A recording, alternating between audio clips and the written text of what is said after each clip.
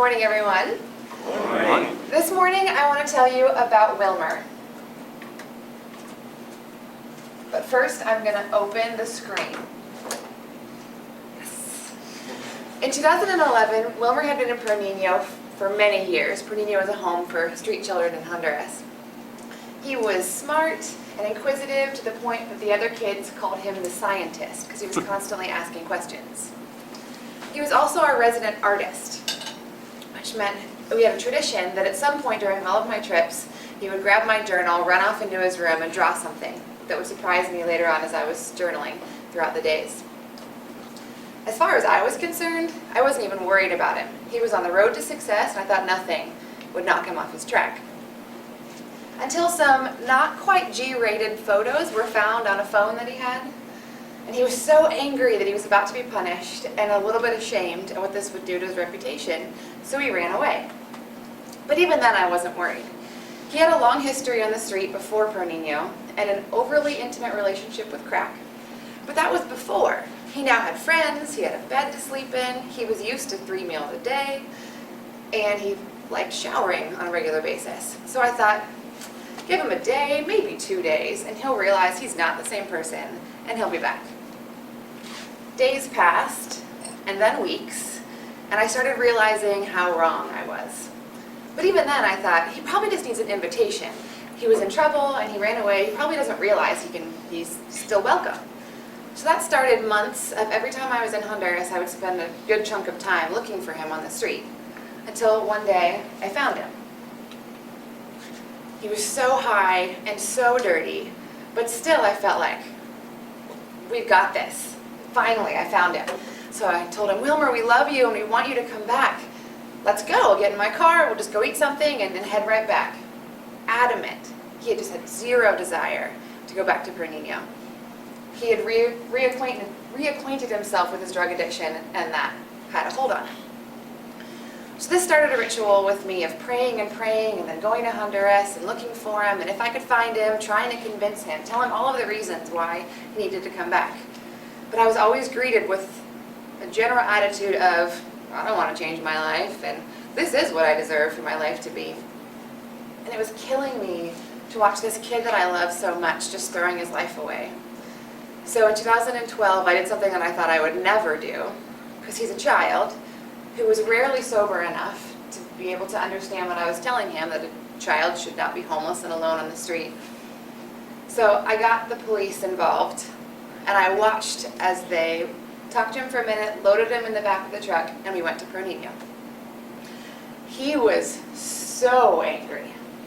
What I didn't realize was that when the police approached him, they told him, if you run, we'll shoot you on the spot.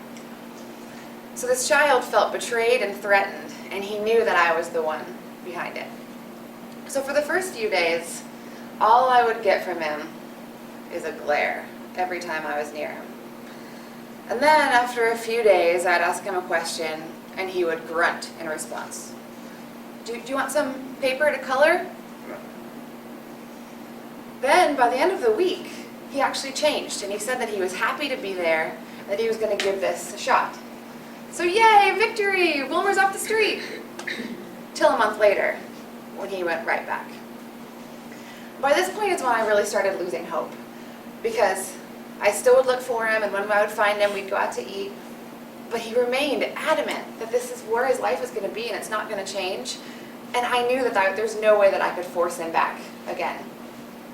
So this just started a ritual of us having awkward conversations, because what do you say to a kid that you care about so much who doesn't want to change?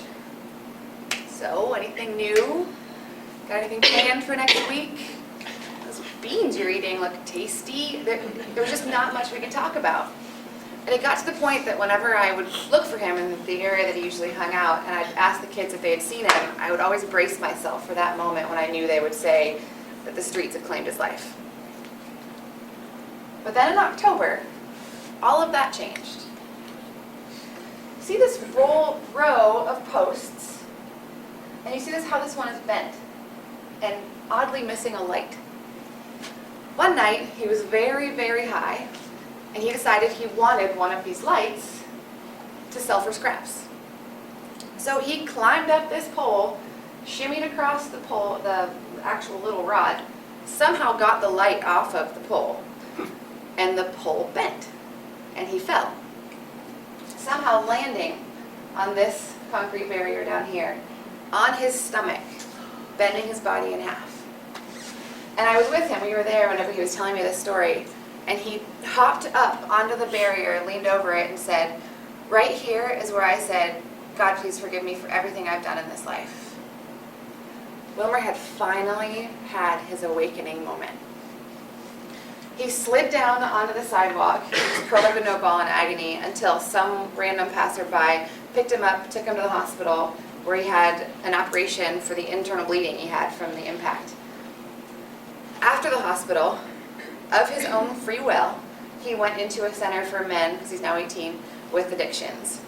And 6 months later, he is still clean and sober, studying and working after 4 solid years of daily drug use on the street. I think now we can say that we have our victory. In this work, I'm constantly looking for the magic words to say to a kid, or the perfect strategy with a 100% success rate to get them all off of the streets, off of the drugs, and onto the path of life that's meant for them. But Wilmer has reminded me that each child's story is different. Each child will have a different awakening moment. So what role do we play in their story? We can't just throw up our hands in frustration every time a child makes an illogical decision. Nor can we give up on them whenever we can't fix them within a short period of time. And we definitely can't let the discouragement overwhelm us when we see that the success rate with working with kids with drug addictions on the street is just so very low. What we can do is we can dive into their story with them. We can walk with them along this path of healing, because as I found with Wilmer, I can't walk that path for him. But we can celebrate with them whenever they do make good decisions, and whenever they finally show an inkling of desire to change their life. We can make sure to provide them the resources needed to accomplish that. And then, whenever they throw it all away and they go back to ground zero, we can still walk with them, encouraging them, speaking truth into their life, and letting them know that we believe in them, that we know that they can do so much more. Until finally they do have that awakening moment when things honestly and fully change. There are no magic words. It is all just a process. And we at the Children's Home Project are about that process. We're about walking with kids until that light comes on and they want to make a change. And then we're about supporting the children's home that they'll go to that will hopefully make their previous life ancient history. And my hope today is that all of you will also come alongside the kids, whether it's sponsoring one of them or making a one-time or a monthly donation. Supporting what we do is saying that these kids matter and that we know that there's always hope for kids like Wilmer.